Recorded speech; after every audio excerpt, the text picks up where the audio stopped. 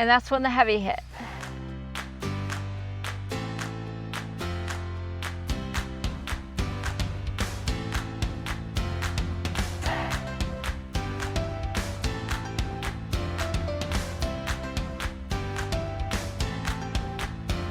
Hi guys, we decided to do our intro. We've been putting it off for a while. We bought this property in 2019 with the idea to come up here and clear some area to build a cabin and have an off-grid hits the fan type of place for our family to go. You never know.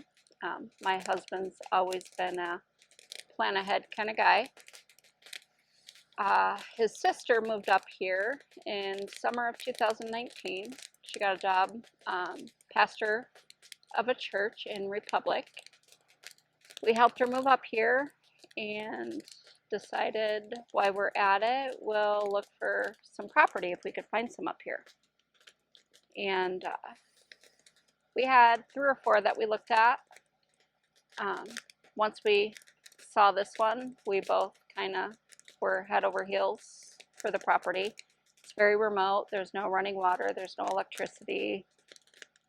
At the time, there were no other cabins even nearby. There was one neighbor down the hill a little ways that, oh gosh, what was it? The 1999 rollover thing that everybody was worried about. They bought a bunch of property around that time up here for if the whole computer crash happened, they'd have a place to go.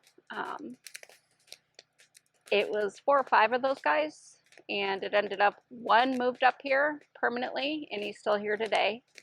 He just had his 70th birthday. Honey, look what I did. So this is our old 18-volt hammer drill. Remember how we're probably going to have to drill a bunch of holes in rock? I found an adapter that takes it to 20 volt. But I'm like, well, why not? Why not go to 40 volt? So we've got Okay. more power. More power.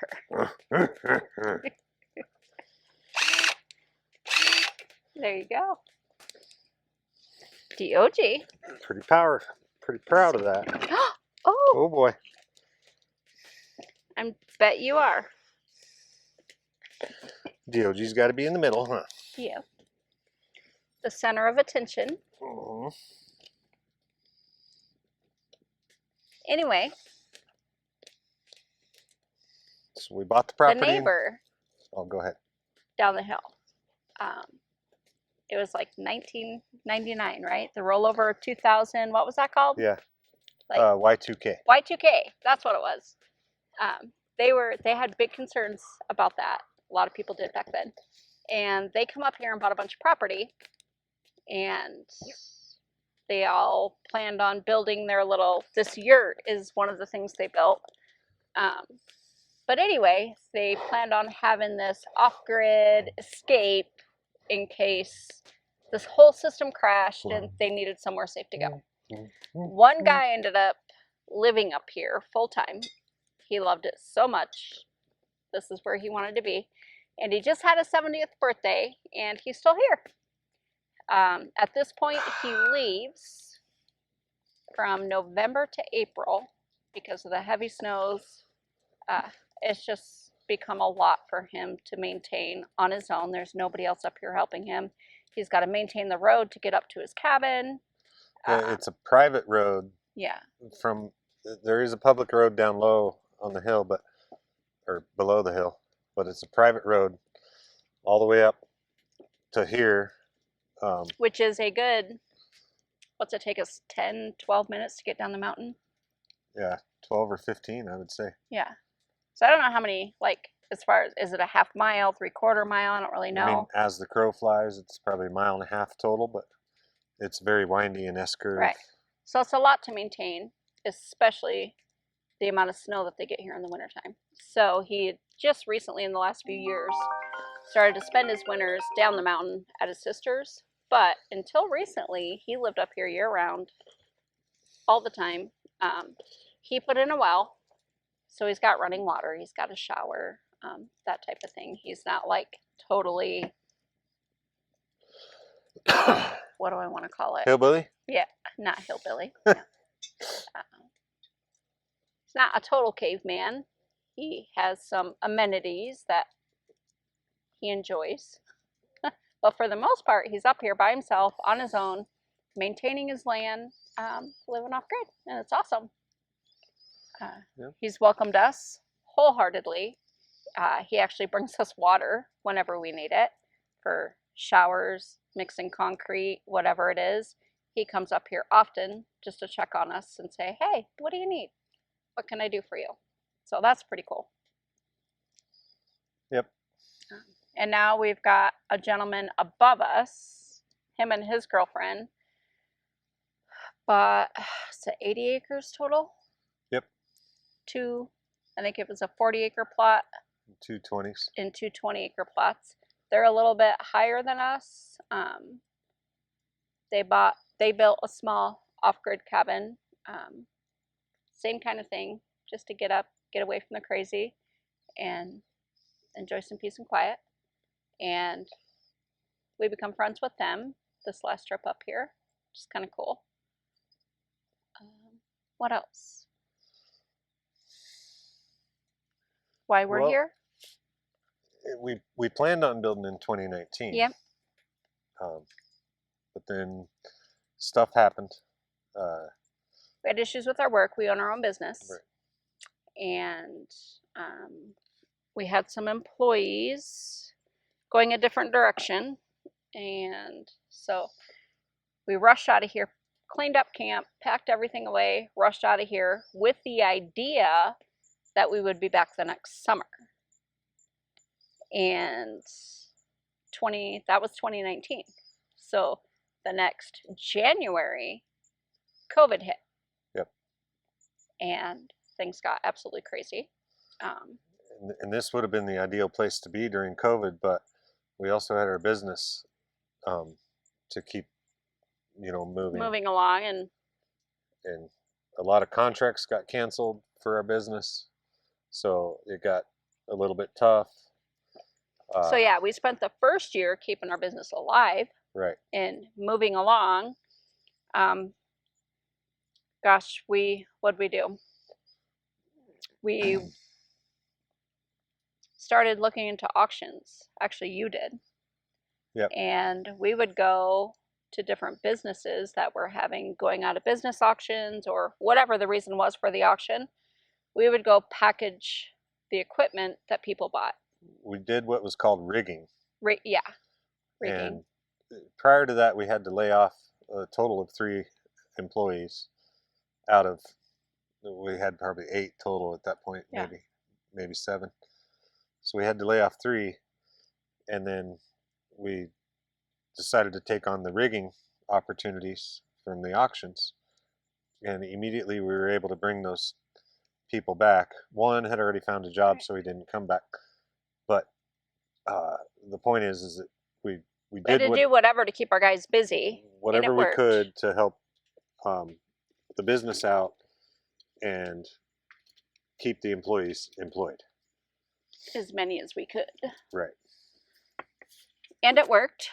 Like, that got us by. It worked. But because of COVID, what we do with our business, all of a sudden everybody's at home and nobody's on the roads.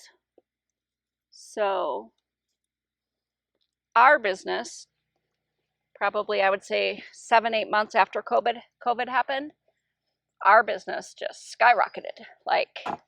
Well, and the rigging, actually, even though they were buying used equipment, it was in our field, it was in our industry. So we were able to go to those customers that had purchased that used equipment and install the used equipment, and then talk to them about purchasing new equipment from us, which worked out really well. I mean, it did. With one customer, we got 3 brand new machine sales plus installing a used equipment. Right. And then on top of that, So one of our biggest customers has always been the rebar industry. The green rebar that you see when they're building the roads or rebuilding the bridges, and they're putting in that green rebar for the concrete for the bridges, that's what our machines do. So we all of a sudden got crazy busy. Like we went from, oh my gosh, how do we keep as many employees as we can through this, to, oh my gosh. Yeah, we exploded in Yeah. over the next 2 years. We grew from somewhere around 7 to 8 employees to probably a peak of about 22 employees. Yeah. And we had to find a new facility. So we found this property that had three very large shops on it. Yeah, outbuildings. The largest shop was a horse riding arena, and we converted that into our manufacturing business. Yeah, and that was 5 times larger than the shop we were operating out of at the time. Yep. So it took a lot of work to get it to where we could use it as a shop. It was a dirt floor. It needed concrete throughout the entire building. But it worked out better for us. So it has a home on it. It had the 3 outbuildings, one that was 5 times larger than the shop we were already in. Yep. So once we got that all concreted, and that's pretty much all we did. We did a little bit of insulation. Concrete, a little bit of insulation, and then wiring. Yeah, lots of wiring, I guess. Yeah.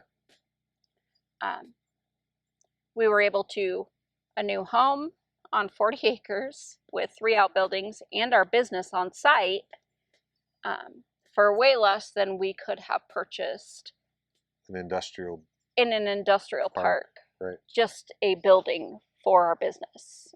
It just worked out great. It did.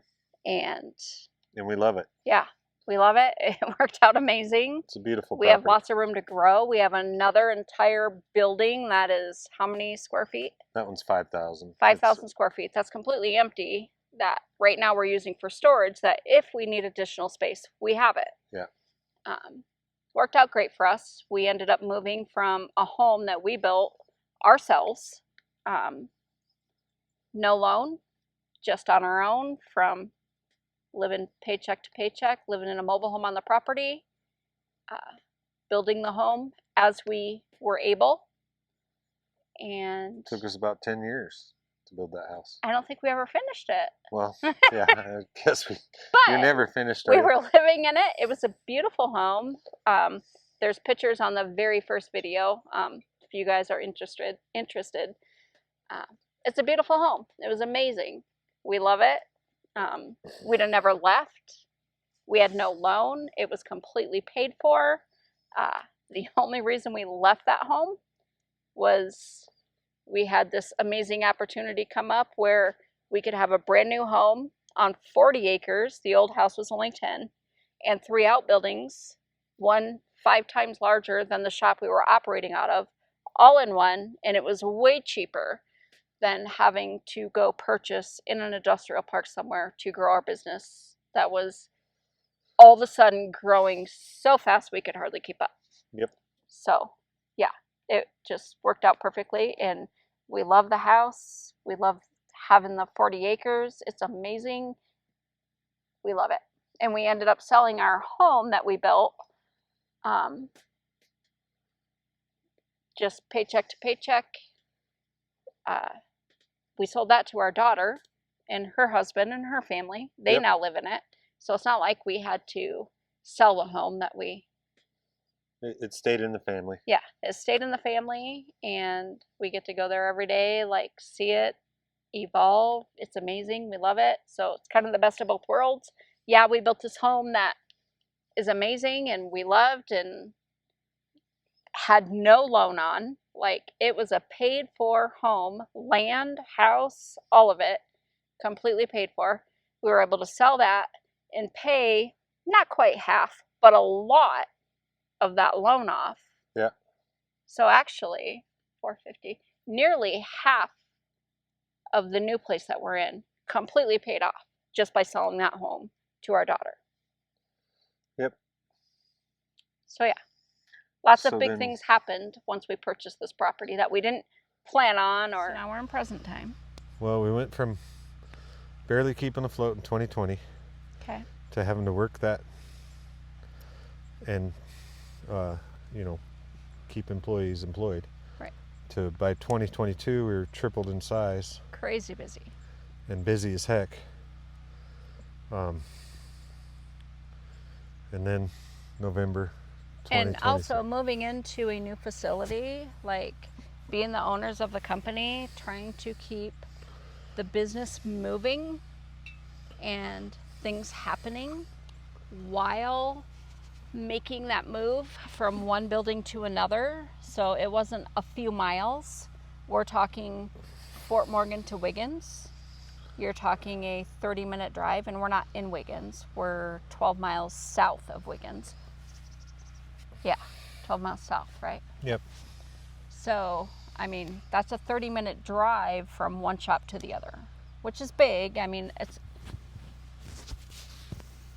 trying to transfer all the equipment, trying to figure out, okay, where do we go from we're producing and building our machines in this shop to, okay, these machines from this date forward are getting built in this new shop. Right. It was a lot of planning, a lot of like, oh my gosh, how do we figure this all out and make it work so that we're not interrupting production Right. to where our customers, we commit to a delivery date, you got to hold to that delivery date regardless of what's happening at home. So I would say for 8 months, we had some people working in the new shop, some people working in the old shop. Yep. Just keeping that production moving. We made a separation in the equipment production that said everything that's before this date is going to finish in the old shop with whatever crew was left there. And at first we brought like 2 people to the new shop and said everything after this date is starting in the new shop. Right. And then we brought, as each project finished in the old shop, we brought more and more to the new shop. Yep. And then we were able to sell the new shop, or the old shop, I mean. Which also stayed in the family. It did. Which is kind of cool. We sold it to my sister and her. So backstory, husband. actually, we purchased that building. So when we first started our business, we purchased a quarter of that building from Sean's stepdad. And then we just kept growing and growing. All right, then we went to half of that building. And then Ken, his stepdad, was, hey, I'm ready to retire. What do you think about taking over the whole building? Is that an option for you guys? And we're like, oh my gosh, that's more than an option. We need the space. And he was ready to retire. So eventually, he semi-retired, and we did take over that entire building. Yep. Before we moved to the new place. So we grew from a quarter of that building to a half of that building to the entire building before being there, I don't really know, 3 years maybe? No, it was quite a bit more than that. We started in 2011. And oh my gosh. the new building was 2021. Okay, so yeah, that lasted us a good so 10 years. Yep. That seems crazy, I know. that we were there for 10 years. Holy cow. So But- yeah, within 10 years, we went from a quarter of the building to the entire building to utilizing 5 times the space that we had in that building to begin with, For present, yep. which is pretty awesome. Yep. But anyway, now we're in the new building. We've got everybody transferred over. We're no longer, that building's emptied out.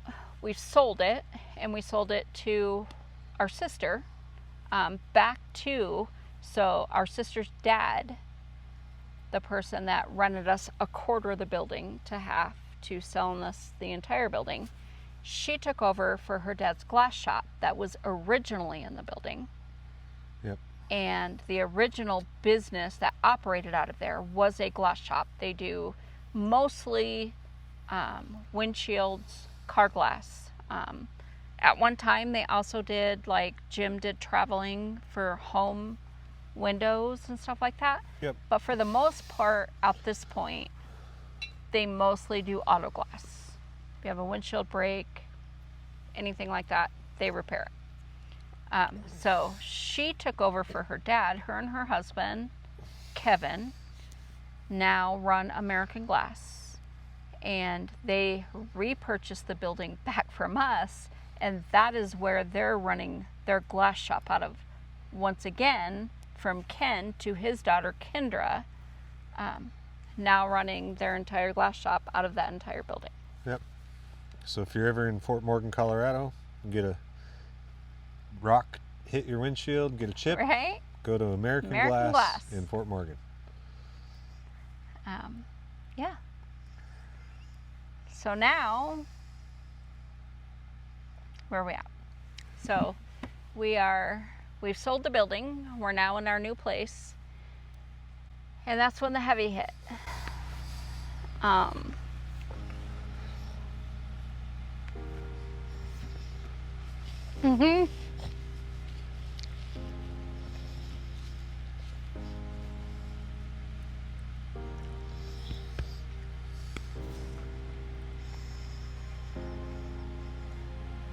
November 2023. So, we're doing great. We haven't been up here since.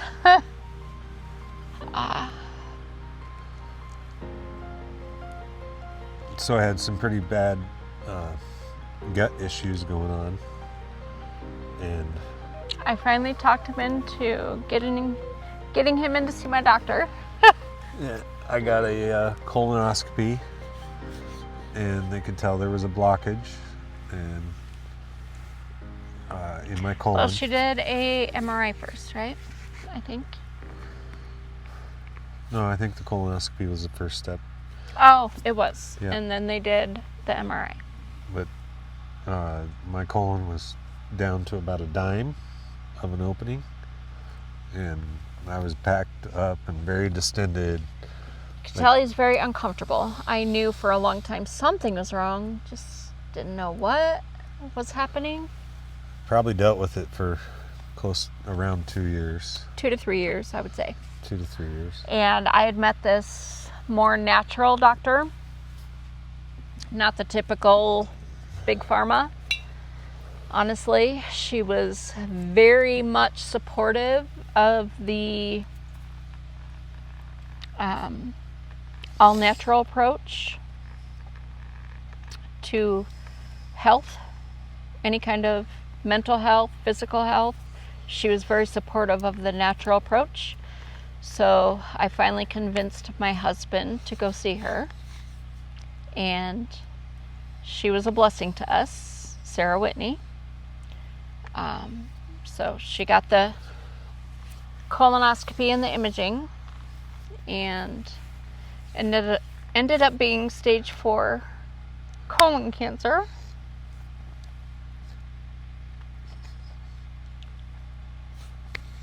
So within a couple days of the colonoscopy, I was in for an emergency surgery. There was 5 tumors.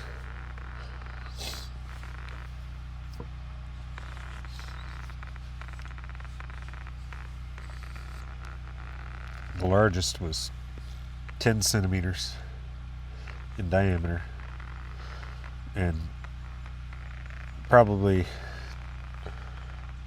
15 inches long in my colon. They removed 2 feet of my colon.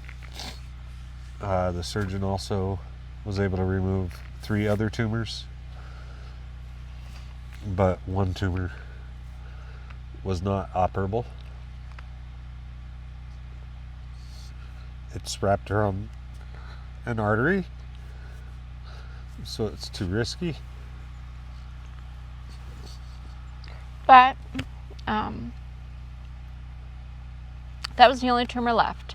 So they removed all cancer from his colon. He had a colostomy, which is a bag where instead of stool passing through your bottom, you have a bag on your tummy. And it allows his intestines, so normally your intestines are a tiny little passage where everything passes through. And his went from a little tiny passage to a very massive, from the inflammation and how long it had been happening. It was a lot of inflammation and a lot of swelling and a lot of damage that had been done from the tumor. So they removed all that other than the one. And they had to give, you have this healthy area up here that's very tiny to this massive area over here that's very enlarged and swollen. You can't reattach that. It just doesn't work. 2 different diameters. Yeah. Just doesn't fit. So to allow this massive swelling and inflammation to heal and shrink back down to something workable, they close this off from this end, it's like sewn together, to the colon. And you've got this end, that's the smaller. I say smaller. It's not normal size smaller. Like most people's stomas are about that big. His stoma was like that big. But, so he had a stoma put in, and he had an ostomy bag, and that's where his stool went into.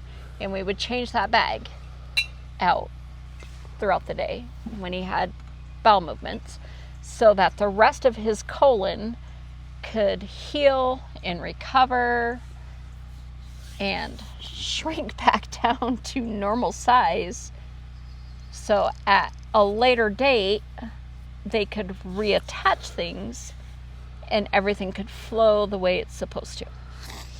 So, in that time, you needed chemo to try and kill that any cancer off that's in his body that's left. Because it's stage 4, so stage 4 cancer means it's not just in a stationary place in the body.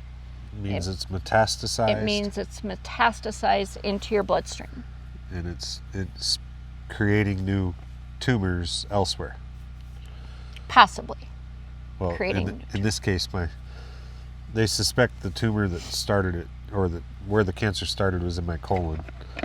And I had a total of 5 tumors, 4 of which weren't in my colon. They were in my abdomen wall in various places. So once it metastasizes, it plants new tumors elsewhere in the body. Once it's in your blood, you can have the cancer show up in your brain, in your foot, anywhere in your body. Yeah. The cancer is literally in your blood, and it can show up anywhere. Luckily, we've been very blessed, lucky. I don't know what to call it, I guess. The tumors that did metastasize or went into other places were not in any vital organs. The one that is left is in my lower pelvis. There's 1 tumor left, so it causes, actually in my rectum. I just want to make a point to everyone that he did 1 round of chemo, which is 2 months long, every 2 weeks. You go in, you get your chemo treatment, you spend 5 or 6 hours there getting all hooked up, and the injections where they run this chemo through your body that's supposed to kill the cancer. But it doesn't just kill the cancer. It doesn't just kill the cancer cells. The cancer cells? Kills good cells too. It kills all your healthy cells that you have in your body also, which is not a good thing. But we did a 2-month treatment My hair fell out. of that chemo. Yeah, lost his hair. The amount of damage done to your I don't even know what, like, I mean, I noticed it with energy levels, brain function, my cognitive levels really everything. decreased. Like, so I'm not putting down chemo in any way or saying it's not a good thing, because it is for a lot of people in certain scenarios, but it does hinder your ability to think, your ability to function. Like, it doesn't just kill the cancer cells, it kills all the good things in your body too, which makes it very, very hard to have any energy, to have any stamina. Like, for a good while, if you spend an hour doing anything that took any amount of energy, within an hour you were so exhausted you needed to sit for 3. Yep. So we did a lot of our homework. So as soon as Sean got diagnosed, actually, I immediately, I've never trusted our healthcare system. Vaccines, for one, is not something I've been a fan of my entire life. Yeah, even with my kids, just not something that I agreed with. So I wanted to find something more natural. So I started digging in. And at first we found the RSO. It's called Rick Simpson oil. It's a marijuana-based actually that's all it is. It's pure, boiled down, 100% THC. It's high 90% anyways. Yeah. I mean, it might not be 100% pure, but it's one of the It's purest things you're going to purest get these days. Form of THC. Yeah. I found a gentleman that had lung cancer, and he was sent home to die within 4 months. They're like, honestly, I think the 4 months that they gave him was very, very high hopes. Like, it was a death sentence to him. And he's still alive today. And his only go-to was RSO. That's what he relied on. And it saved his life, and he is alive today when he was supposed to be dead 4 months later. So my prognosis from diagnosis to end of life was 24 to 36 months. Talk about shocking at 50. Noticed he was losing lots of weight. Like, he was very, very thin, but his belly was like a pregnant woman. It's very hard to explain. So Yeah. his arms, his legs, like, were very, very thin, and there was no muscle, there was no strength, there was no meat there. But yet his belly was so bloated. It was very distended. And yeah, like, it was unnatural looking. Yeah. Something was not right. And the pain that he had, like, you would lay on our floor and just roll back and forth to try and get rid of gas or anything to relieve Or get movement. that uncomfortableness. During that time that the blockage kept continuing to get worse and worse. Like, everybody knew something was wrong, just nobody could quite figure out what it was or why it was happening. It was very weird at some points in time, especially right after I'd eaten, within a half hour or so. He'd clear a room, let me tell you. Yeah, that too. Everybody would be out on the deck because he's in the bedroom, or in the living room floor, rolling around trying to get rid of this gas or whatever it is in his gut that is killing him. But a lot of times you could see I don't know how to explain it. I'll just show you. It was like stuff would be moving across my belly, and you could you'd just see the it. swelling. Yeah. So his It belly was like there was an alien inside like my belly. Yeah, it was like a 9-month pregnant woman, like a 90-pound pregnant woman. And you could watch whatever it was in his belly, which I believe was probably air, gas, being trapped from that massive obstruction. And you just watch it extend out his belly. Like, yeah, it was crazy. I had an alien in me. That's what everybody claimed. Uh-huh. But I found this doctor. He went to see her, and come to find out, he had this terrible, terrible stage 4 colon cancer. That changed everything. And we went through the motions of first the shock. I'm sure the shock of the person that has it and the shock of the significant other is a lot different.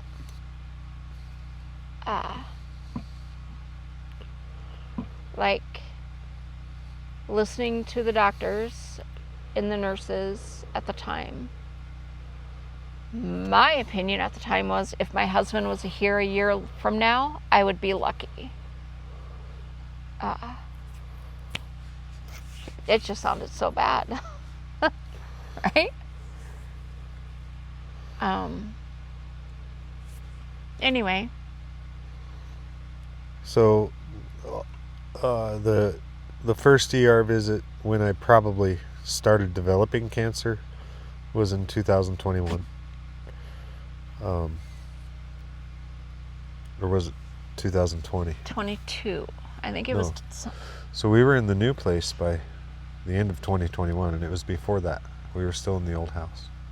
So summer 2021 that we realized it was cancer.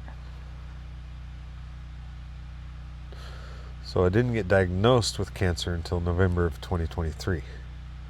That's what I'm saying. So summer of 2022, I think, is when we realized that it could be cancer. Yeah. Anyways, long story short, or shorter, I was given 2 to 3 years basically, and we are approaching the 2-year mark, and I feel great.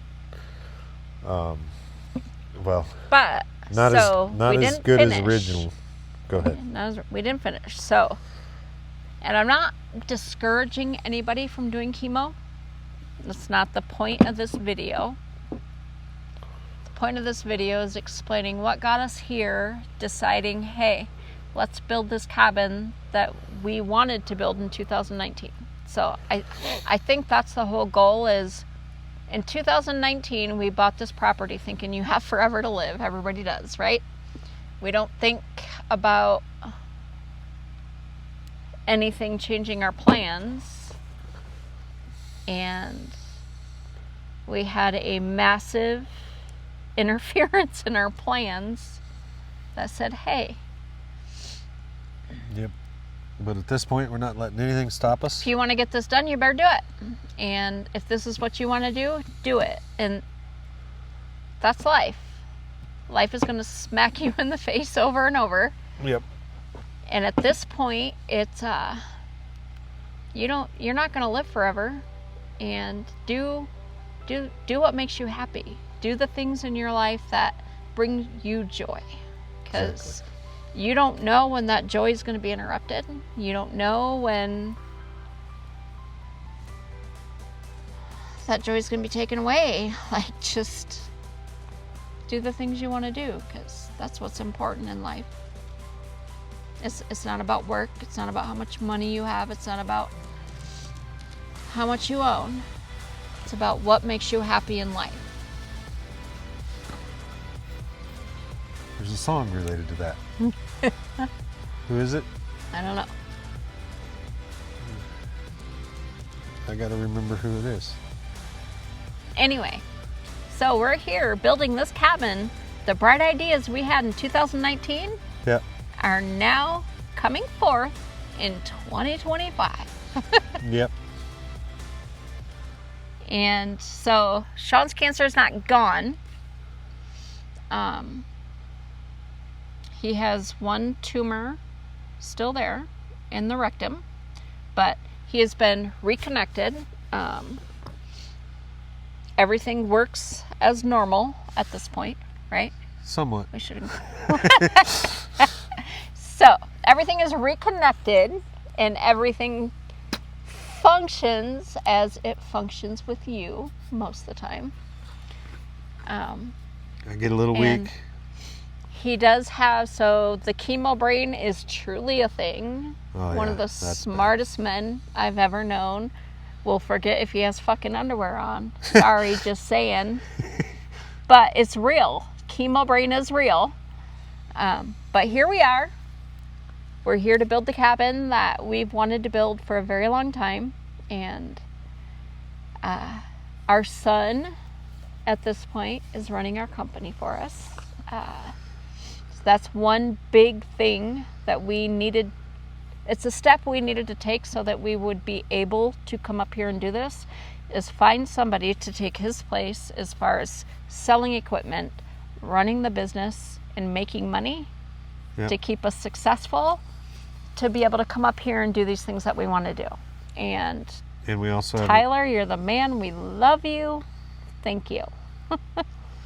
in addition to Tyler, we have an amazing group of people that we've developed over the years. Yes. Working with us. And so we found those key people yep.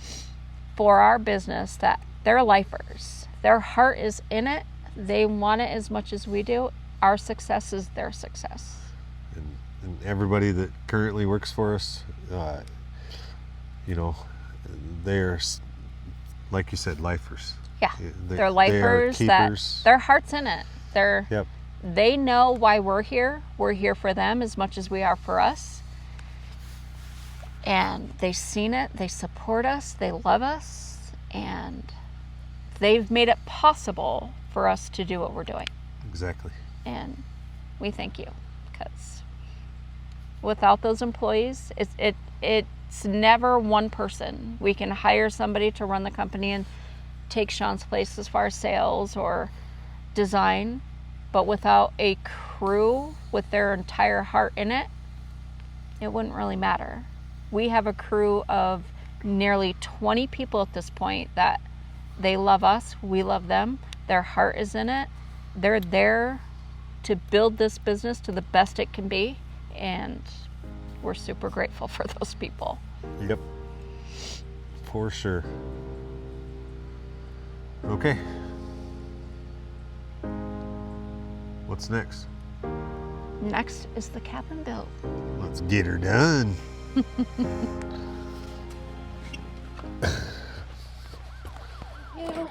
you so much. There it is. They're coming to take me away, ha-ha. They're coming to take me away, ho-ho, hee-hee, ha-ha. To the funny farm where life is beautiful all the time. And I'll be happy to see those nice young men in their clean white coats. And they're coming to take me away, ha-ha. You thought it was a joke.